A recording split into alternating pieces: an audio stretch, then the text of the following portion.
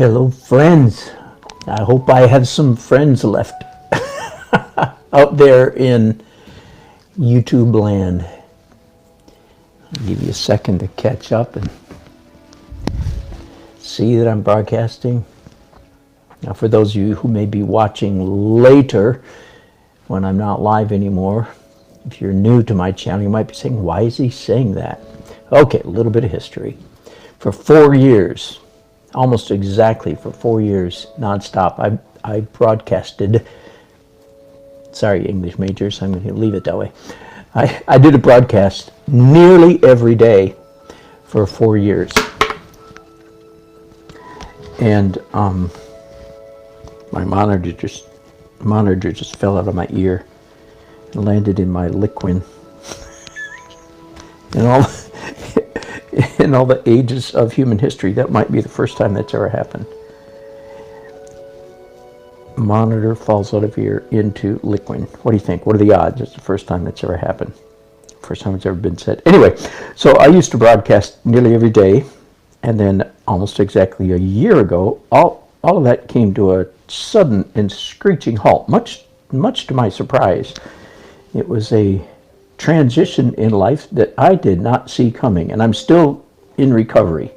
Anyway, so that's why I say, do I have any friends left? Because I had a fairly regular bunch of pals that would gather on my YouTube channel very often.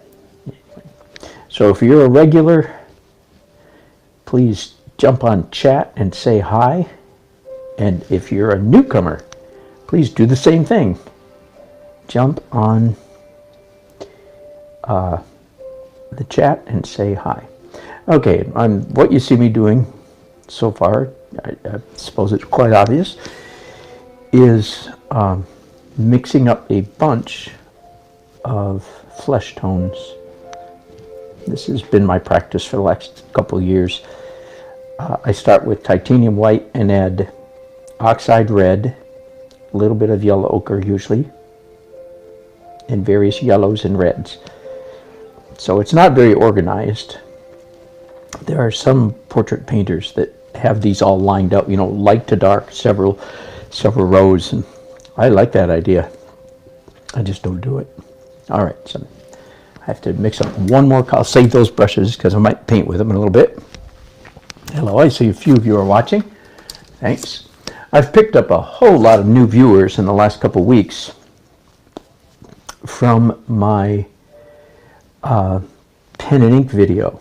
So if there's anybody watching, you discovered me on pen and ink, then thank you for watching. And you're mildly confused at this moment because you probably thought I was a full-time pen and ink drawer. And indeed, many years ago, that was close to my full-time job. All right, now for those of you who don't know who I am, let's do my face. Sorry, it had to come sometime. My name is Dan Nelson. Greetings. Oh, let's get official. This is daily. Oh no, it used to be Daily Art Adventure. I'm not anywhere close to daily anymore. So now it's just Dan's Art Adventure number 5, wedding portrait. All that's just for silliness and showbiz, but it's kind of fun. Part of the routine that developed when I was doing daily broadcasts. All right, so the job at hand is finishing a wedding portrait that I started 9 days ago. All right, this is Tatum and Amos, lovely, handsome couple here in Raleigh, North Carolina. I do wedding paintings all over the country. This one was New Year's Eve and just happened to be local, so that was nice. Hello, Crystal Ocean from Hong Kong. Wow, what an honor. Good to have you here. It must be the middle of the night over there. What are you doing watching me? Okay, so again, some of you, including Crystal, you're not familiar with my process. All of this painting was done at the reception. By the time I finished the reception, the bride and groom were mostly finished. But when I came home and started working on it, at least this time, what I decided to do was basically scrape off with a sharp knife, curved blade, of course, so you don't gouge the canvas. I scraped off much of what I put on there and then painted over it and allowed that to dry. Now, I don't always do that, and I'm still not sure that was the right thing to do, but that's what I did this time. And then I employed some, what I would call severe cheating. It's not really cheating, forgive me, but phototechnical means for transferring the photograph to the canvas. So here's what I did. First of all, this is a photograph manipulated in Photoshop. I've elongated the figures slightly, which is standard operating procedure. If you're a portrait painter, you generally elongate the human figure. And made the printout the right size. So I didn't make this match this, if you can understand this. I made this equal to this in size, okay? So on my computer, big, little, up, down, big, little bit, until I got it to be exactly the size I wanted. That make sense? Which is the size that my painting was before I scratched it off. And then, here's the severe technical cheating part. I put charcoal in the back, taped this up here, and traced it all off, so I had a perfect, so do you understand? I've talked about that so many times in my broadcast, I don't want to get into it again. If you use extreme phototechnical methods, like I just described, if you use those techniques a lot, your drawing skills deteriorate. So you have to watch out for that.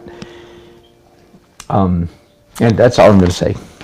So I use drawing skills as much as I can. All right. Now, all of that's in the past. Let's talk about where we go from here. So I've just taped this up here. Let me move this down because I want it straight across. There we go. All right. And I have one other photographic reference that I just printed out from my computer. Again, Photoshop, just a few minutes ago. And that's this one. And as you can see, this printout I laminated. I bought a laminating machine, maybe $120 or maybe $90, something like that. I bought one of those about a year and a half, 2 years ago, and it has turned out to be one of the most convenient little art tools that I've ever owned. And you'll see why in just a minute. 1:28 morning. How fun. Thank you, Krista Ocean. That's a cute name, by the way. All right, so after I traced it, as you can see, I went ahead and painted it. Let's zoom in here real quick so you can see what's going on. This is what I would consider, and it's dry now. That was a couple days ago. So this is all preliminary underpainting, okay? The drawing is very accurate, as you see, because I traced it. And the underpainting is fairly accurate, if you compare. But what it lacks is color, right? It's not quite the right color, so I need to make changes here.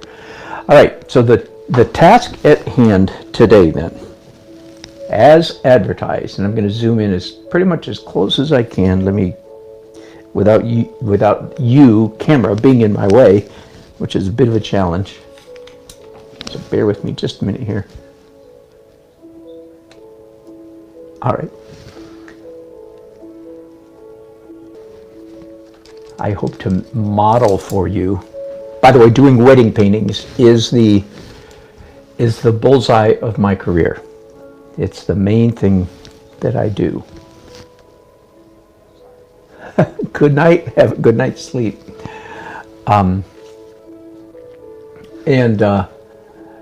Let's start, of course, with the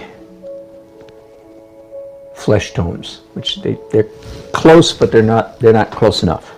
All right. And go back over here to my palette that you may have seen me messing around with a little while ago. And since I'm zoomed in real tight here, let's see if I can do that. Oh yeah, good. I can do this. All right, so let's start. Her name is Tatum. His name is Amos. And I want to get a perfect flesh tone. Now, this is one of the ways to do that.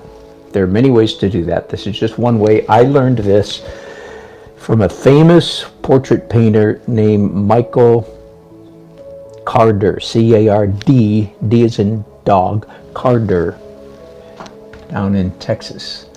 So now that my photograph is laminated, I can take my brush and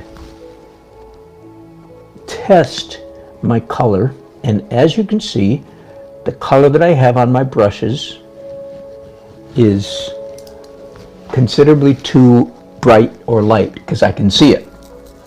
When you get it perfect, you can hardly see it. Ooh, okay, getting very close. I'm trying to catch the color. So as you can see, you can wipe it right off because it's plastic, right?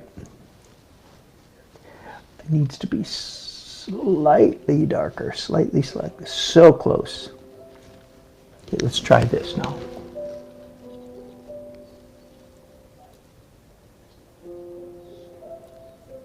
Okay, I'm going to call that close enough, even though I'm slightly warmer than the photograph.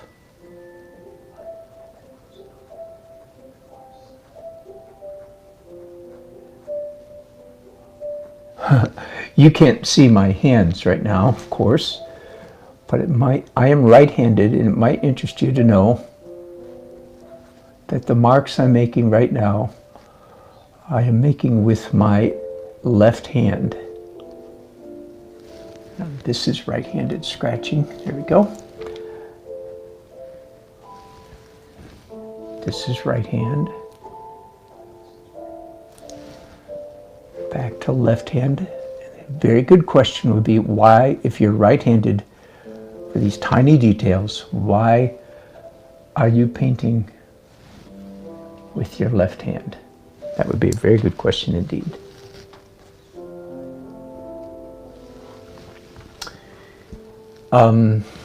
Okay, I'm done with that color. I'm not going to mix up this blush in her cheek.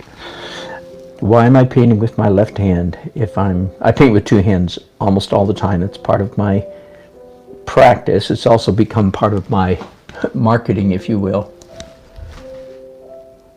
Once again, I'm trying to match the color that's on the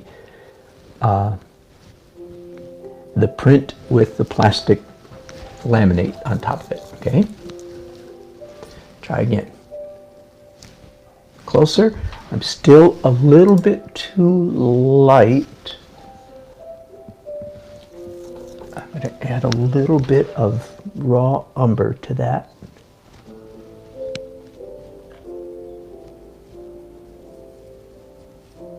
Let's see how I am now. Still a little bit too light. I'm squinting, but this time I'm going to add some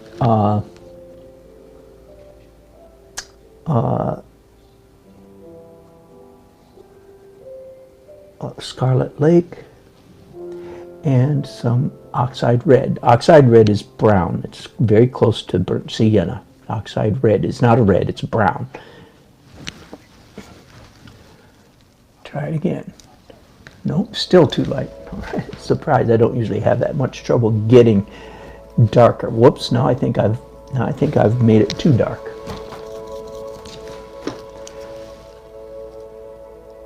Oh, very close. Very, very close.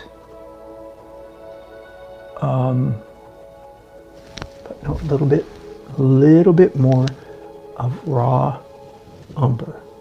Raw umber is my favorite. If I want something just slightly darker and less chroma, less intense, raw umber is my favorite color. You wouldn't use black, because black would add a lot of coolness to the color, and I don't want this to be cooler. All right, I can hardly see that, and I'm sure you can't see it at all, probably, except for reflection. All right, so this is, I'll continue painting with my left hand for the moment. one of the things I thought I would talk about today is the art of painting. Now, don't panic. That does not look very good. Right-handed now, for no particularly good reason. One of the things I thought I would talk about today is the art of the brush, art of brushmanship. I have new verbiage for what makes good painting or what makes a painting good. That's saying the same thing two different ways. What makes for good painting or what makes painting good? And a lot of it is what I just called brushmanship. Now I think I'm going to save these two brushes that have this color on them that I like. So, well, I'll show you just for a second. Here's the little homemade brush holder. Hang on, that I use for my wet brushes. Okay, just a piece of styrofoam with a bunch of holes in it, cheap and easy, easily replaced. Hang on, I'm going to get you back in the right position in just a minute. So that's what I just need to tilt down a little bit. There we go. All right. Sorry for all the earthquaking on you there. All right, so I'm going to save those two brushes and pick out two other. So, by the way, just for what it's worth, my favorite brushes, my favorite bristle brushes in the world are silver Grand Prix long filberts. Almost all my oil painting brushes are filberts, and my favorite filberts are long filberts, and my favorite company is the Silver Brush Company. Going back now to the lighter color,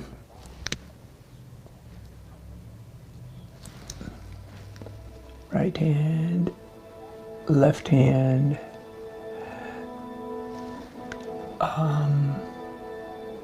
right hand,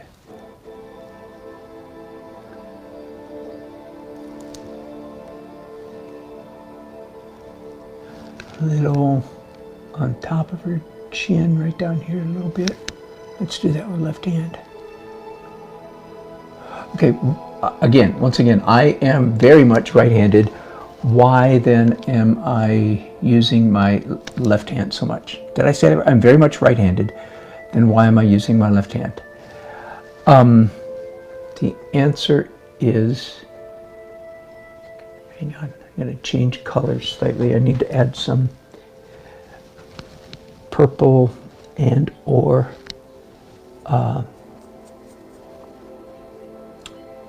ultramarine to that color. Why do I use my left hand? The answer is because my left hand doesn't have as much control. It doesn't quite do what I tell it to do. Now, when I'm doing the final details on this painting, I will indeed retreat to my right hand. I will. Too much yellow. I'll revert to my strong suit, my hand that does what I tell it to. But for the medium early stages, I'm calling what I'm doing right now, I'm calling medium early stages. Once again, trying to match the color. That's, as you can see, is way too blue. In the medium early stages, I want to retain a painterly style, that is, as opposed to overly tight, rigid style. I want to have a more, the typical verbiage is loose brushstroke. So I'll just let it go at that for now. And my left hand, because it doesn't do exactly what I tell it to do in the same way that my right hand does, it makes more sporadic or energy filled. That's really the term. It makes more energetic strokes. You could also say more messy strokes. Yeah, fair enough. And by the way, I've got a mark here, right here under her neck, I don't want there at all. So I'm scraping it off with a knife with my control freak right hand. See that? But I've got now a little bit of fuzzy edge right there under her throat, and that's kind of nice. I may keep that. All right, I need to take a break from the flesh tones and zero in on the dark features, her eyebrow, her eye, her nostril, her mouth, a little bit under her ear. And I've already mixed up a little batch of dark, transparent, dark. Now, this is good. This is good for you to see. Time to do a little surgery on this brush, by the way. So this is a size 0 filbert brush, long filbert by the Silver Brush Company. And this brush needs a little haircut. You can only do this so many times before there's no brush left. You understand? I'm sure you do understand. But there. That's a little bit tighter. The other one is okay, I think. All right, so some dark. Oh, and that needs to be a little bit thicker paint. I've got too much liquid mixed in with it, so bear with me just for a minute while I mix up this dark color. All right, now I'm going to undarken it a little bit by mixing a little tiny bit of opaque brown. All right. Here is, and I'm definitely doing right-handed work now. I'm looking very carefully. Let's start with her eyebrow. I'm going to try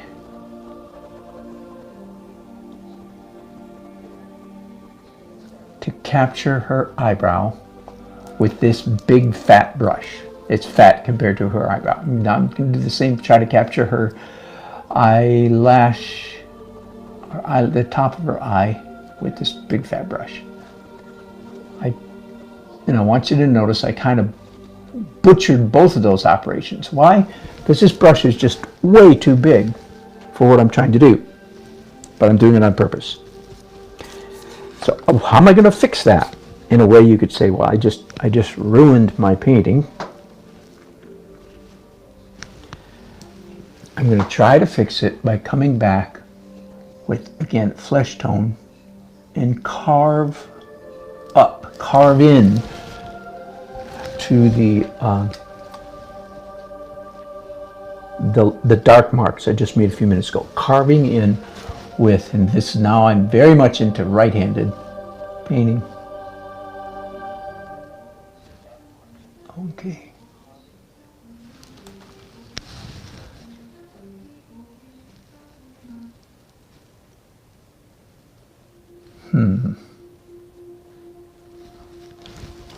Not bad. Not good either, but not bad. Mixing up an new color here.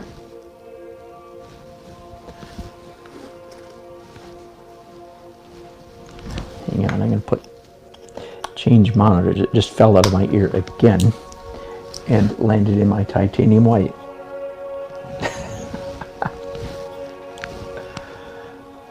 All right, are we there? Are we there?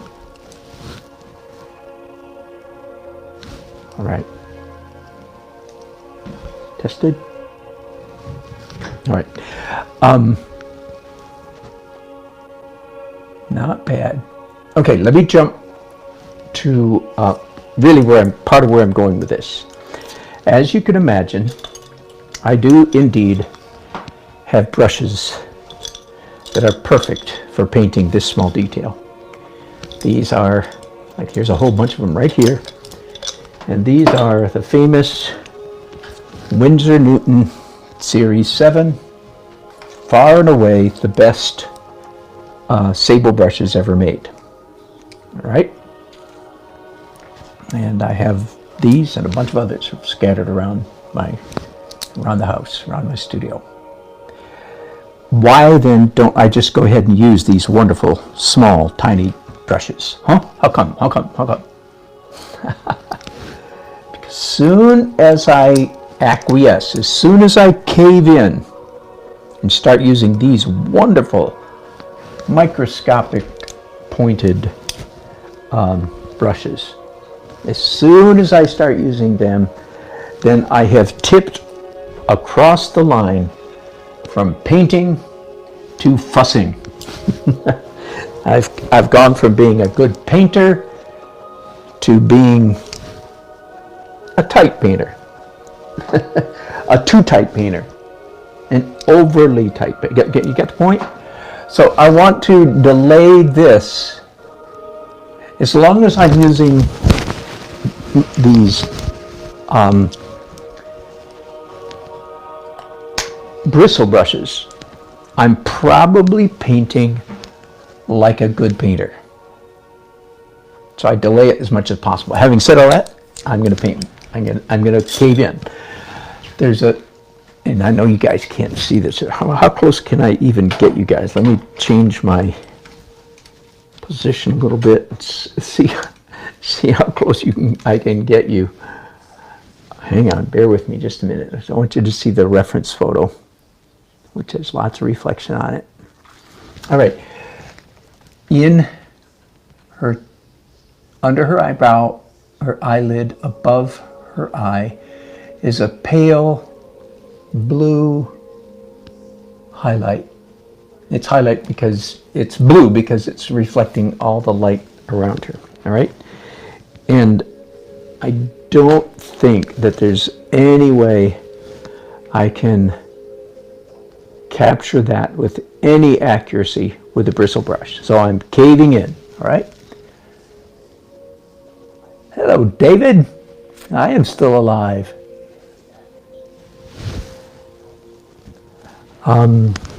Hang off on the critiques right yet, David.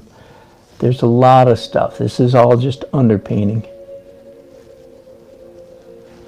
I can only do one thing at a time. I started at the top of her head. All right, so once again, I want to try to match color. So here's the trick, right? Ooh, that is pretty close. I'm going to push it down, darken it just, I say down, that means darken it just a little bit. Let's see. And I say it has a bluish tint to it, but really it's brown on my palette. It just looks blue in context of her face. Oh, that's almost perfect. So I'm going to go with that color. Now, I want to pause here just a second because I've got a statement I want to make. I'm always looking for new ways to describe good painting. And in recent months, I've been working on a huge mural. I'm going to take you guys and show it to you here shortly. I gave you a brief tour a couple months ago.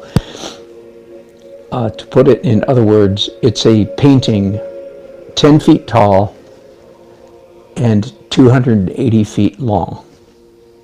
You know I've been busy. And I'm working with a young apprentice, protege. So I'm working with him. His name is Luke. I'm continually trying to come up with, he's a good young artist. I'm trying to come up with new words, new verbiage to describe. And here's some of my recent verbiage. Good painting is a synergistic, or no. Good painting is a serendipitous melding together of accidental art brushstrokes. Let me say that again. Good painting is a serendipitous coming together, melding together of accidental brushstrokes and the object, the thing, the picture being rendered. Another way to put that, a good artist, let's say we're painting a tree like I've been doing on this mural, and you want to paint leaves. A good artist figures out, in his mind, she has a picture of what this leaf or these leaves should look like to look realistic. Yet rather than getting out a tiny little brush and painting each leaf, right? A good artist will figure out some way, I'll just say this brush just for instance, some way to take a brush, put a certain size brush, certain length, certain kind of brush, put a certain amount of paint on it, and move the brush in such a way that the mark left accidentally looks like a leaf or leaves, right? That's exactly what I'm doing here. That is good painting. Good painting is a serendipitous. That means it looks like it happened accidentally. It didn't really, but it looks like an accident. Good painting is the serendipitous coming together. I'm saying melding together of energetic, loose, accidental brush strokes and the picture, the thing being rendered, painted, so that it looks like the thing, but it also looks even more like a brush stroke than it looks like the thing. Does that make sense? All right, so whew, I hope somebody out there needed to hear that.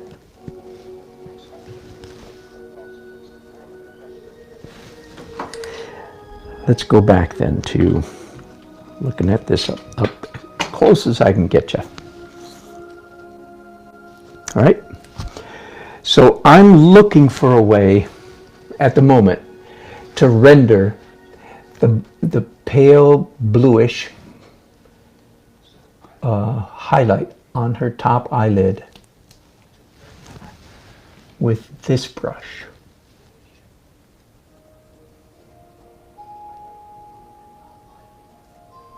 I was hoping to do it with one stroke. I had to do it with two.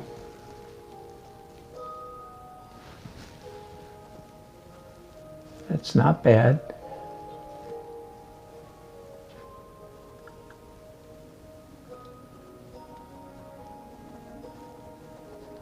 I'm looking. All right, I'm afraid, that was a pretty good mark. I'm going to leave it for now.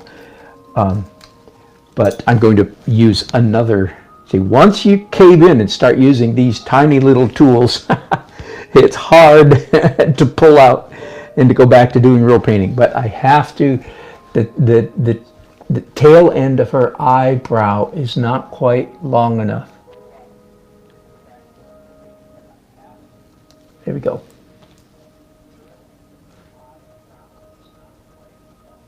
All right, I'm going to put down these. I'm going to call them for the moment, I'm going to call them cheater brushes. I'm going to go back to painting like John Singer Sargent. And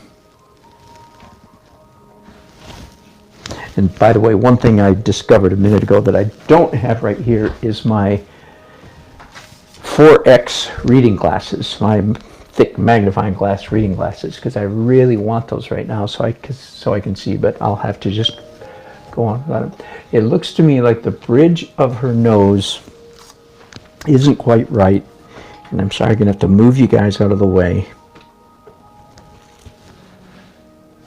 so that I can get in here. Once again, don't use a standard number 11 X-Acto knife because it'll gouge the canvas, so use a curved blade always. I'm going to try to carve a little bit off the top of her, off the bridge of her nose, off the top of her nose. And I can hardly tell if I'm doing anything. All right, I'll come back to that later if I need to. Let's go back now to painting some slightly dark details in her face. There's the top of her nostril.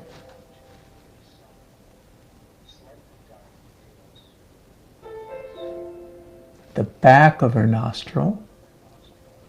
Let me go back to what I was saying just a minute ago about why use a great big fat bristly brush. This is a really blunt tool compared to for this size of a painting, right? And as you've seen, whoops, I just wiped out her nostril completely, but that's all right. It had to happen. Again, the question should be asked, why are you using such a large tool to try to render such small details?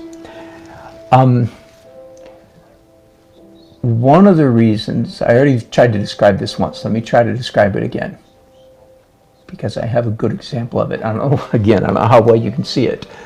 One of the reasons is that when you use a blunt tool, that's the perfect term, the accidents will happen, things will happen on the canvas that you didn't plan. Now, see, to those of you who are still in the first half of your painting journey, that would be a very bad thing. You do not, if you're early journey painter, you don't want any accidental things happening on your painting, because you want to be in control. And I understand that. I lived there for many, many, many years, decades in fact. Why do I want accidents to happen on the canvas? Because the accidents are actually better than me. The accidents are better painting than what I can do. And there's a tiny bit of that happening it's too small for you to see, underneath her eye and underneath the front part of her eyelash just a minute ago. And I kind of obliterated part of it just then, but I'm going to come back. There were some smudges that I didn't do on purpose. They happened accidentally a while ago when I was using a big fat brush. By the way, while I've got this small brush in my hand, I'm going to go ahead and re-render that nostril. And the smudge that's underneath the front part of her eyelash and that's below her eye looks good. In fact, it looks better than what I had tried to do, what I had intended to do when I picked up that brush and made that mark. I was not aiming to leave a mark like that. It happened accidentally. And I know this is hard to conceive for some of you, but the accident is better than the intentional. Now here I am cheating and paid for it too, because even with the cheater brush, my brush made a mark that was not happy. Back to, now I'm painting with my right hand. A little while ago, as you may have seen, I was painting with my left hand.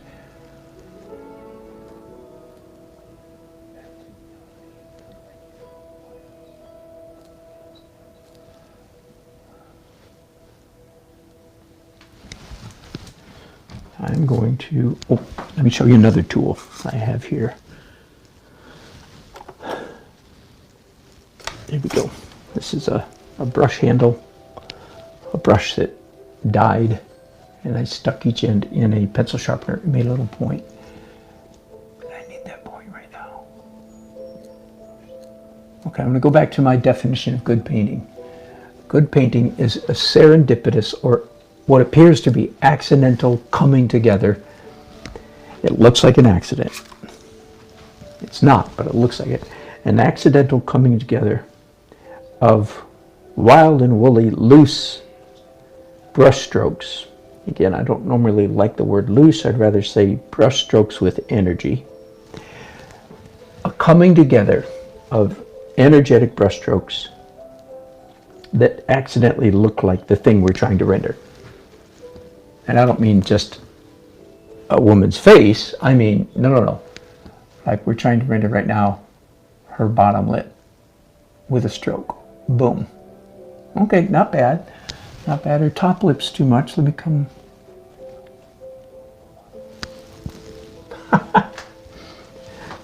I laugh because at this size, of course, accidents happen, some that are not very pleasant. Whoops, sorry about that. But one of the tools at my disposal is, hang on. One of my tools is this sharpened stick. Ooh, not bad. Very, very, very close. I'm going to carve off the front of that mark because it comes out too far.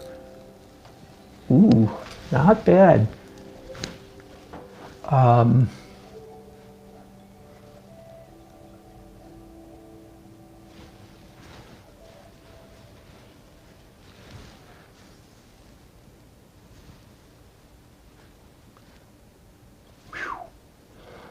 All right, let's address the bottom chin, as David mentioned it a while ago. David's an old-time friend of mine. He loves to get on and point out what's wrong. He's usually right, but he's not very patient. David, I don't know if you're still there or not, but anyway, love you, man. All right, I'm going to fix her bottom chin because he was exactly right. It is not correct. And it's mostly the pencil mark underneath there that's making it come down too far. Her chin, that is, looks larger than it should. So I'm trying to mix up this color right here. And by the way, for that color, the photograph is no help at all. I calibrated this print here for the flesh tones, not for the background. So I'm trying to match what's there, and it's much too high chroma, so and it's a little bit too dark. So titanium white, and if something is high chroma for me, I typically reach for the raw umber. All right, let's see how I am now. Oh, a little bit too light now. So it looks like I can go straight, no, dark, and a little bit of ultramarine to darken that down a little bit. I do want to remove that smudge, but I don't have to remove all my tests, but that one I do. Okay, let's try this. Oh, nearly perfect. Perfect enough. All right, so again, with a legitimate brush, if I can call it that, but also with my right hand. So I'm not doing the wild and crazy left-handed stuff at the moment.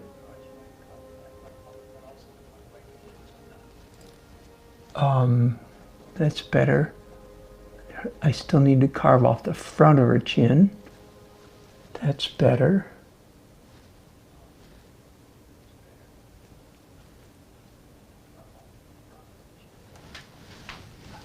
You know, I'll accept her ear. I am very close on this face. I'm not perfect.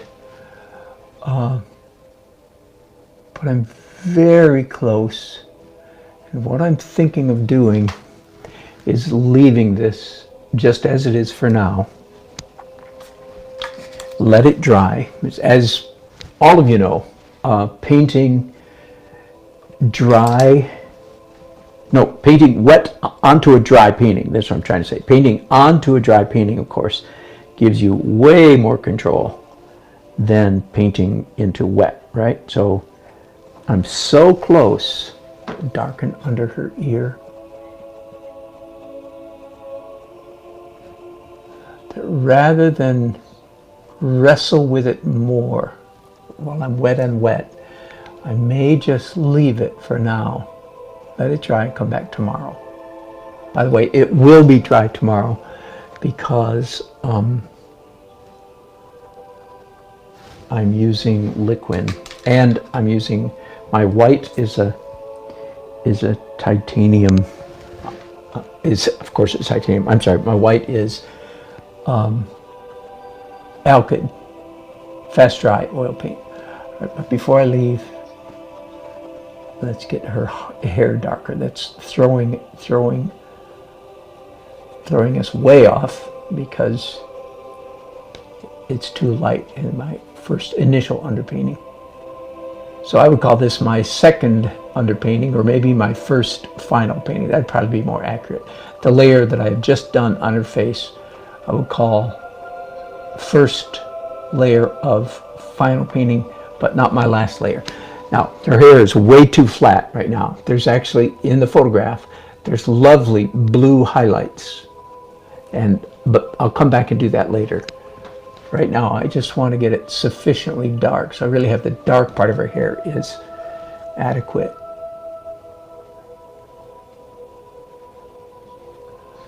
Oh, let me explain one other thing. One of the perennial, constant problems that those of us who are not master portrait painters, okay, those of us who are not master portrait painters, one of the things we always have to fight against is overly hard edges. And that also is part of that's a good reason for using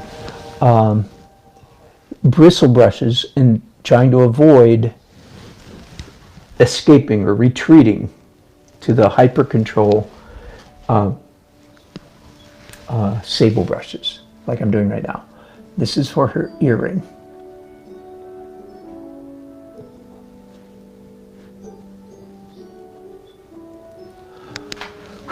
All right, I'm going to end this broadcast right there. I need to look at first for some of your chats and comments. Hello, Uncle 60. Good to see you. Uncle Junior, I should say. This is oil painting. I'm finishing. Dan, do I get to see the couple's reaction? And if so, oh, that's a great question. Usually I don't because very often I'll ship. Now, this is a local client, so I may indeed be able to deliver it to them. But then again, half the time I'm delivering it to the bride's mother, or if you know what I mean. But yeah, their reactions are precious. That is a great question. I don't know which is the best one. That's a great question. All right. David, done 300. Good for you.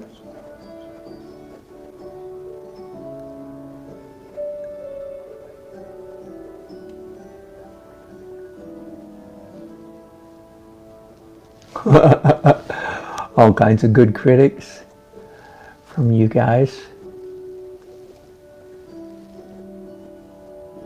Good, I'm glad to hear the quality. Yeah, and I agree with you. I think it's very, very possible. Yeah, her chin, it does look a little bit too straight now, doesn't it? It needs to be rounded. Thanks for nothing. No, I'm kidding. No, you're exactly correct. And of course, all that kind of stuff is not anywhere close to a 32nd of an inch, but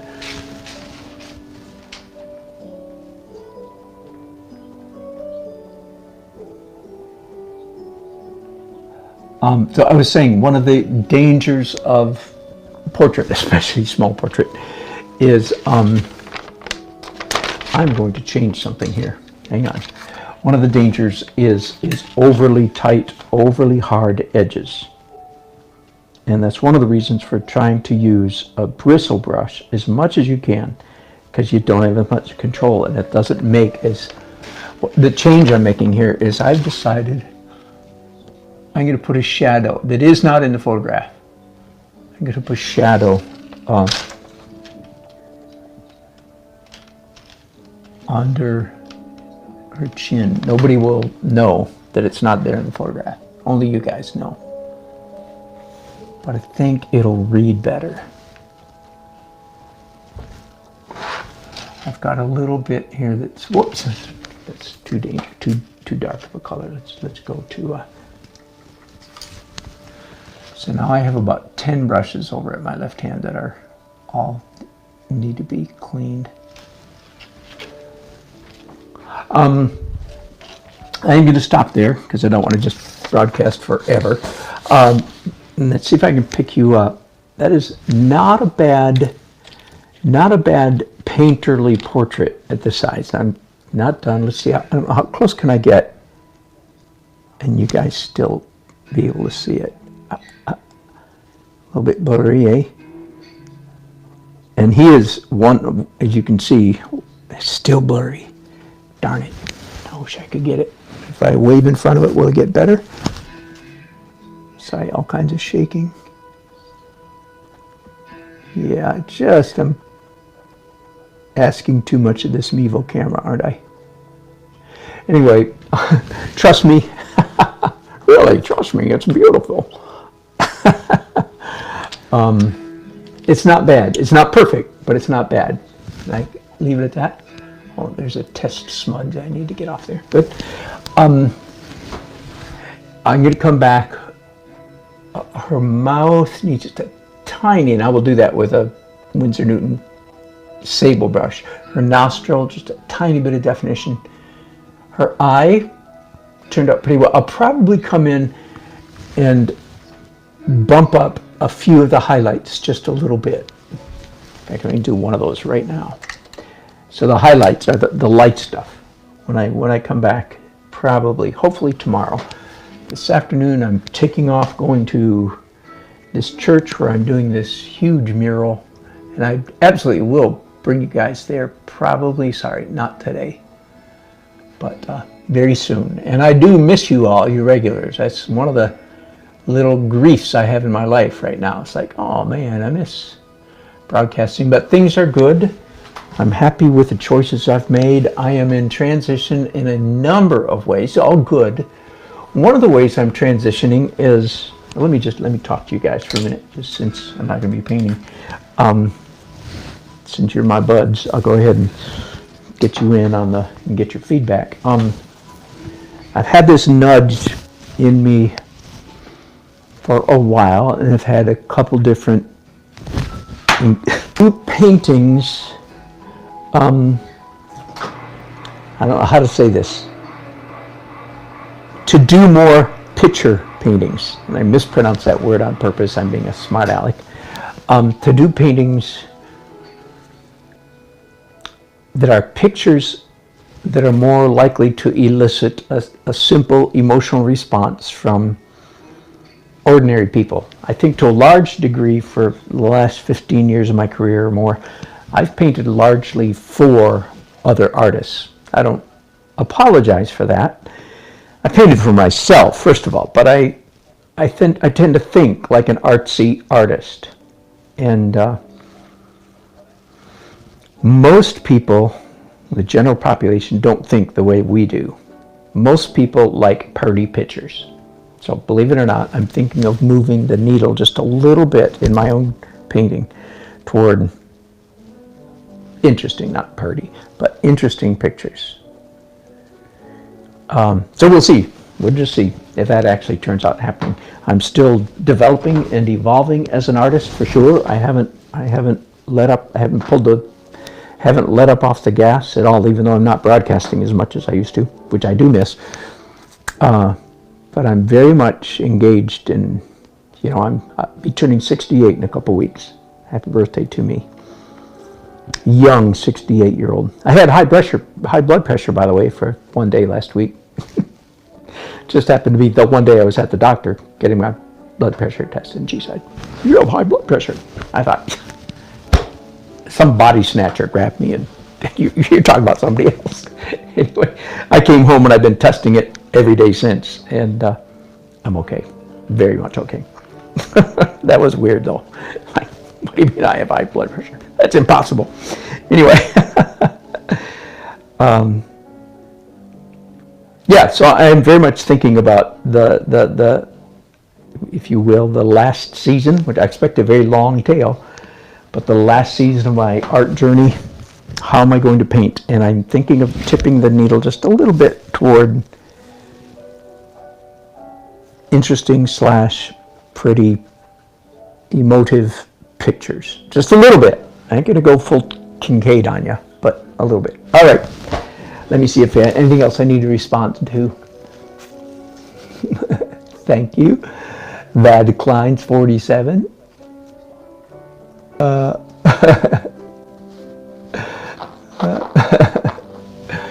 Oh boy. Yeah, white coat syndrome. Who said that? Cause. Yeah, somebody told me that's a real thing. My brother-in-law, who's living with us at the moment, sold blood pressure medicine for a number of years, and he told us about this white coat syndrome. You go to the doctor to do your blood pressure, and you get uptight because you're getting your blood pressure taken, so it goes up. Anyway. All right, I'm going to bid you a fond adieu. It is great to hear from you guys, you old regulars especially, and I hope to not let so much time. I say this every time, I know, but I absolutely believe the day will come and I'll be broadcasting much more frequently than I am now. I'm in a crazy season. Good season, but crazy. All right, bye-bye.